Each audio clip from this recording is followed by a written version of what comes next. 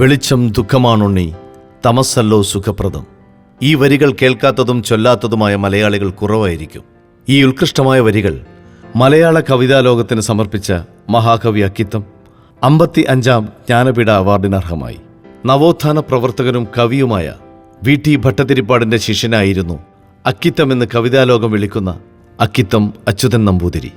യോഗക്ഷേമ സഭയിൽ പുരോഗമന പക്ഷത്ത് പ്രവർത്തിച്ച കാലം EMS നമ്പൂതിരിപ്പാടിൻ്റെയും ICP നമ്പൂതിരിയുടെയും സ്വാധീനത്തിൽ കമ്മ്യൂണിസ്റ്റ് ആശയത്തോടടുത്തപ്പോൾ രാഷ്ട്രീയം തനിക്ക് ഭൂഷണമല്ലെന്ന പിതാവിൻ്റെ ഉപദേശം സ്വീകരിച്ച അക്കിത്തം തൻ്റെ സർഗസിദ്ധിയായ കവിതാ രചനയിലൂടെ മുന്നേറി.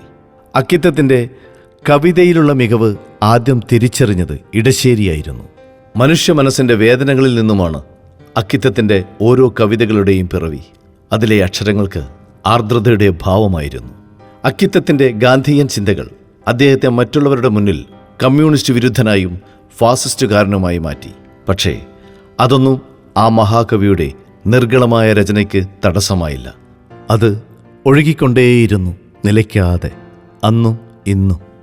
20ാം നൂറ്റാണ്ടിൻ്റെ ഇതിഹാസം, വെണ്ണക്കല്ലിൻ്റെ കഥ, അമൃതഗാഥിക, ഇടിഞ്ഞു പൊളിഞ്ഞ ലോകം, അന്തിമഹാകാലം, തിരഞ്ഞെടുത്ത കവിതകൾ, കവിതകൾ സമ്പൂർണ്ണം തുടങ്ങിയവയാണ് അക്കിത്തത്തിൻ്റെ പ്രധാന കൃതികൾ. മൂർത്തിദേവി പുരസ്കാരം, എഴുത്തച്ഛൻ അവാർഡ്, കേന്ദ്ര സാഹിത്യ Akademi award, Kerala Sahitya Akademi award, Vayalar award, Kabir Samman തുടങ്ങിയ നിരവധി പുരസ്കാരങ്ങൾ അക്കിത്തത്തിന് ലഭിച്ചു.